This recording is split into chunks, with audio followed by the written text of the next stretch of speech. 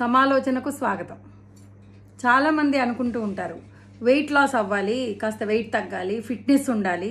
ఎందుకంటే ఖచ్చితంగా మనము ఒబిస్ అయిపోతే, ఒళ్ళొస్తే మనకి ఫిట్నెస్ ఉండదు.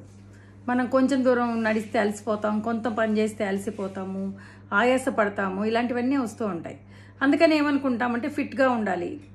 కాబట్టి అలాంటి అనుకునే వాళ్ళు ముఖ్యంగా మొట్టమొదట చేయాల్సింది ఏంటంటే, మాకు ఓపిక లేదు అనుకోకుండా వాకింగ్ చేయండి. నేను స్వానుభవంతో చెప్తున్నా, వాకింగ్ చేయకపోతే అంత ఫిట్గా మనకు అనిపించదు. కొంచెం దూరం నడిస్తేనే అలసిపోయినట్టు అయిపోతాం. కాబట్టి ఖచ్చితంగా రోజు ఒక 10 నిమిషాలు 20 నిమిషాలన్నా వాకింగ్ చేయాలి. కాళ్ళు నొప్పులు ఉన్నా సరే, మీకు అనుకుంటారు మోకాళ్ళ నొప్పులు మరీ నడవలేని వాళ్ళు కాకుండా కొంచెం నడిస్తే కాళ్ళ నొప్పులు అనుకుని బద్దకిస్తే వాళ్ళు ఉంటారు చూడండి, వాళ్ళందరూ కూడాను బద్దకిచ్చకుండా కాస్త నడవండి. అది మీరు ఎన్ని స్టెప్స్ నడిచారు, ఎంత దూరం నడిచారు, అదంతా ఇమ్మెటీరియల్ అండి. ఒక్క 10 నిమిషాలు నడిచినా కూడా 40 క్యాలరీస్ బర్న్ చేయొచ్చు అని తెలుసుకోండి. కాబట్టి రోజు ఈవినింగ్ పక్క వాళ్ళు ఎదురు వాళ్ళు 2-3 కలిసి కబుర్లు చెప్పుకుంటూ నడిచి వస్తే మీకు చాలా హెల్తీగా హ్యాపీగా ఉంటుంది. అదొక్కటే కాదు, ఆ వాకింగ్తో పాటు ఇంకా చేయగలిగిన వాళ్ళు కనీసం 4 రోజులు ఎక్సర్సైజ్ చేయండి వారంలో. ఆ ఎక్సర్సైజ్లు ఎట్లా చేస్తారు? జిమ్కి వెళ్ళి చేస్తే జిమ్కి వెళ్ళి చేయండి చేయగలిగిన వాళ్ళు. అలా కాని వాళ్ళు, ఈవెన్ మాకు మోకాళ్ళ నొప్పులు, మేము ఎక్సర్సైజ్ చేయలేమనేవాళ్ళు మనకి చాలా ఎక్సర్సైజెస్ యూట్యూబ్ ఓపెన్ చేస్తే చూపిస్తున్నారు. కుర్చీలో కూర్చొని చేసేవి, ఇంట్లో చేసేవి చాలా ఎక్సర్సైజులు ఉన్నాయి. వాటి వల్ల మన మజిల్స్ కొంచెం బలం వస్తుందన్నమాట. అలాంటివన్నీ ఎక్సర్సైజులు మీరు నడవకుండా చేయగలిగినవి కూడా చేయొచ్చు. ఆ రకంగా మీరు ఒకటి వాకింగ్, ఒకటి ఎక్సర్సైజ్, ఈ రెండు చాలా ముఖ్యం. వీటితో పాటు కార్బోహైడ్రేట్స్ ఎక్కువ ఉన్న ఫుడ్ తినకండి. డయాబెటిక్ రివర్సల్ ప్రోగ్రామ్స్లో కూడా మనకి చెప్తోంది వాళ్ళు ఏంటంటే, మీరు కార్బోహైడ్రేట్స్ని బాగా తగ్గించి, అంటే అన్నము అలా స్టార్చ్ ఉన్నవన్నీ అవి చాలా తగ్గించేసి ప్రోటీన్ రిచ్ ఫుడ్ కనుక ఎక్కువ తింటే, ఆ ప్రోటీన్ రిచ్ ఫుడ్ అంటే మనకి పప్పు దినుసులు ఇవన్నీ, వీటితో పాటుగా గ్రీన్ వెజిటేబుల్స్ అవి కూడా పుష్కలంగా తినాలి. అంటే ఏంటి, 1 కప్పు అన్నం మనం తింటే 1 కప్పు పప్పు, 1 కప్పు కూర, ఈ విధంగా అంటే కూర, పప్పు, పెరుగు ఇలాంటివి ఎక్కువ ఉండాలి.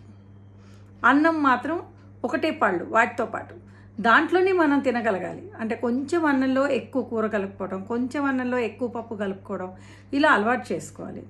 ఎందుకంటే ఇప్పుడు మనం ఎలాగో డైట్ విషయం మాట్లాడుకుంటున్నాం కాబట్టి, ఎవరైతే వెయిట్ లాస్ కావాలనుకుంటున్నారో వాళ్ళు కుంభాలు పెట్టుకొని తినరు. వాళ్ళు పస్తులు ఉంటారు చాలామంది. పస్తులు కరెక్ట్ కాదట. అందుకని మితంగా అన్నం తగ్గించేసి మిగతావి పెంచితే మన ఆరోగ్యానికి చాలా మంచిది. న్యూట్రియంట్స్ అన్నీ బాగా లభిస్తాయి మనకి. అది ఒక పని. ఆ తర్వాత ఒక పొద్దున పూట బ్రేక్ఫాస్ట్ కూడా మీరు తినే వాటిల్లో ఫ్యాటీ థింగ్స్, అంటే నూనెలో దేవినవి లేదా ఫ్యాట్ ఎక్కువ ఉండేటువంటి ఆహార పదార్థాలు అవాయిడ్ చేయండి. లైట్గా ఉండేవి తినండి. అది మన జీర్ణక్రియని కూడా తొందరగా చేస్తుంది, మనకి హెల్తీగా ఉంచుతుంది. కాబట్టి లైట్ బ్రేక్ఫాస్ట్ చేయండి. ఇంటర్మీడియట్గా మీకు ఆకలేస్తూ ఉంటే పల్చని మజ్జిగలు తాగండి. మేము మజ్జిగ తాగమనుకుంటే చాలా పల్చని పాలు తాగండి. పాలు కూడా చిక్కగా గ్లాసులు తాగకండి. చిన్నప్పటి నుంచి చాలామందికి పాలు అలవాటు ఉంటుంది, ఇంత పెద్ద గ్లాసుల్లో తాగేస్తుంటారు. అంత అవసరం లేదండి మన బాడీకి, అసలు పాలే అవసరం లేదంటారు అందరూ. అలాంటప్పుడు ఎందుకు? ఒకవేళ మీరు అలవాటు తప్పుకోలేకపోతే మీరు ప్రోటీన్ పౌడర్ కలుపుకొని వేడివేడి నీళ్లలో కలుపుకొనైనా లేదా పల్చటి పాలల్లో కలుపుకొనైనా తాగండి.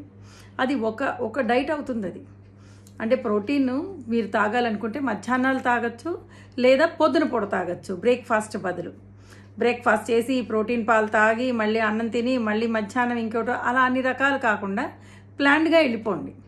అందుకని ఎవరికి వాళ్ళు ప్లాన్ చేసుకోండి మనకి ఏది రుచిస్తుంది అనేది. కొంతమంది అసలు చపాతీ తినలేరు, అప్పుడు చిన్న కప్పు అన్నమే తినండి, ఏం పర్లేదు. ఆ చపాతీల్లో ఎంత మనకి గ్లూటెన్ ఉందో దీంట్లో కూడా అంతే అవుతుంది. కాబట్టి మనం క్వాంటిటీ తగ్గించుకొని కార్బోహైడ్రేట్ క్వాంటిటీ తక్కువ ఉండేది చూసుకొని తింటాం.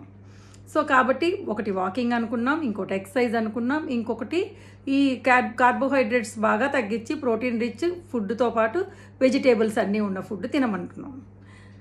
ఇది కాకుండా ప్రోటీన్ పాలు సప్లిమెంట్ తీసుకోవాలనుకుంటే నేను చెప్పినట్టు పాలలోనూ పల్చటి పాలలో లేదా నీళ్ళతో కలుపుకొని తాగండి. దీని తర్వాత ఎప్పుడు భోజనం చేసినా మితంగా చేయండి. చాలామందికి అలవాటు ఎలా ఉంటుందంటే, వాళ్ళకి నచ్చిన ఐటమ్ ఉంటే దే ఓవర్ ఇట్. అంటే మితం సంగతి దేవుడు ఎరుగు, అమితంగా తినేదాం. అంటే వాళ్ళు తగ్గ క్వాంటిటీ కంటే ఎక్కువ తినేస్తారు. అలా చేయమాకండి. క్రేవింగ్స్ ఉంటాయి చాలామందికి, వాళ్ళకి నచ్చింది బాగా ఇష్టంగా తినటం అవన్నీ. కానీ ఎంత ఇష్టమైనా సరే మితంగా తినండి. అసలు పొట్టకి 75% ఫుడ్ మనం పెట్టి దానికి ఇంకా 25% మనం తినగలం అనగానే తినటం ఆపేయటం చాలా మంచిదిట. అంటే ఏంటి అర్థం? Under eating. మనం తినగల కెపాసిటీ కంటే తక్కువ తినటం అలవాటు చేసుకోవాలి. అది ముఖ్యంగా రాత్రిపూట తినే ఫుడ్. సో అందుకని రాత్రిపూట చాలా తక్కువ, మితంగా, ఈజీగా అరిగేవి తినాలి. మీరు రైస్ తిన్నారా, లేదా మీరు ఇంకేదైనా టిఫిన్స్ తిన్నారా, ఏ తిన్నా కూడా మితంగా తినండి. వీటన్నిటితో పాటు ఇంకొకటి మీరు చేయవలసిన ముఖ్యమైనది ఏంటంటే స్లీప్. మీరు ఫుడ్ మితంగా తింటారు, వాకింగ్ చేస్తున్నారు, మళ్ళీ మీరు ఎక్సర్సైజ్లు ఏవో చేస్తున్నారు మీకు కుదిరినంత, ఇవన్నీ చేస్తూ కూడా మీ ఒళ్ళు తగ్గట్లే అనుకుంటే దానికి కారణం ఏంటంటే కొంతమందికి నిద్ర తక్కువ. వాళ్ళు నిద్ర బలవంతంగా ఆపుకొని ఏదో యాక్టివిటీస్ చేసుకుంటుంటారు, టీవీలు చూస్తుంటారు, సెల్ ఫోన్స్ చూస్తుంటారు. దానివల్ల ఏమైపోతుందంటే మనకి నిద్ర తక్కువయ్యి దానివల్ల కూడా ఒబీస్ అయిపోతాం. సో కాబట్టి నిద్ర కంటి నిండా నిద్ర ఉండాలి. ఆ ఫుడ్ కూడా మితంగా తీసుకోవాలి. కంపల్సరీ రోజు వాకింగ్ చేయాలి, నో డిస్కౌంట్ దానికి. ఎక్సర్సైజెస్ మాత్రం మీరు జిమ్కి వెళ్ళలేకపోతే ఇంట్లో చేసుకోండి. కూర్చుని చేసుకునే ఉంటాయి నడవలేని వాళ్ళకి, లేదా ఇంటి దగ్గర ఇంట్లోనే తిరుగుతూ ఉండొచ్చు. What ever you can do. అంటే మన బాడీ పార్ట్స్ అన్నీ కదలాలి. అది ఎంతసేపు కూర్చోవడం లెథర్జిక్గా ఉంటే బద్ధకం అయిపోతాం మనం. ఇంకా యాక్టివిటీ తగ్గిపోయి మనం అసలు యాక్టివ్గా అనిపించదు మనకి. ఎంతసేపు కూర్చుంటే పడుకోవాలనిపిస్తుంది, అసలు మనం కష్టం. నుంచుంటే కూర్చోవాలనిపిస్తుంది, కూర్చుంటే పడుకోవాలనిపిస్తుంది. అంత బద్ధకం పెంచకూడదు. కాబట్టి యాక్టివ్గా ఉంటారు దానివల్ల. కాబట్టి ఇవన్నీ మీరు గనక చేయగలిగితే చాలా ఈజీగా వెయిట్ లాస్ అవుతారు. మీరు పస్తులు ఉండక్కర్లేదు, తిండి కడుపు కొట్టుకోక్కర్లేదు, మీకు ఇష్టమైనవి తినచ్చు, కానీ తక్కువ క్వాంటిటీస్లో. ఈవెన్ డయాబెటిక్ వాళ్ళని కూడా ఫ్రూట్స్ బాగా తినమంటున్నారు, ఈజీగా అరుగుతాయి కాబట్టి. ఈవినింగ్ మనం టీ కాఫీలు తాగే టైంలో ఒక బిస్కెట్ కానీ, లేకపోతే కీరా ముక్కలు కానీ, క్యారెట్ ముక్కలు కానీ ఏమిటో చెప్తారు కదా రకరకాలుగా. ఆ టైంలో కూడా మీరు ఏదైనా మితంగా ఒక ఫ్రూట్ తినచ్చు, హోల్ ఫ్రూట్. డయాబెటిక్ వాళ్ళని కూడా ఇప్పుడు కొత్తగా ఏమంటున్నారంటే హోల్ ఫ్రూట్ తినమంటున్నారు. కాబట్టి ఒక కమలా పండు, ఒక జామ పండు, జామకాయో ఇలా మీకు నచ్చినవి తినచ్చు. సో ఈ విధంగా కనుక మీరు చేస్తే, మీరు చేయగలిగినంత వాకింగ్ చేస్తూ, మితంగా తింటూ, కూల్ డ్రింక్స్ అనేవి దగ్గరికి రానియకుండా, ఈ ఫ్యాటీ థింగ్స్ నూనెలో దేవి పెట్టేటువంటివన్నీ, ఫాస్ట్ ఫుడ్స్ ఇట్లాంటివన్నీ తినకుండా ఉంటే 3 నెలలు చేయండి చాలు. మీరు అనుకున్న దానికంటే చాలా చాలా తగ్గుతారు.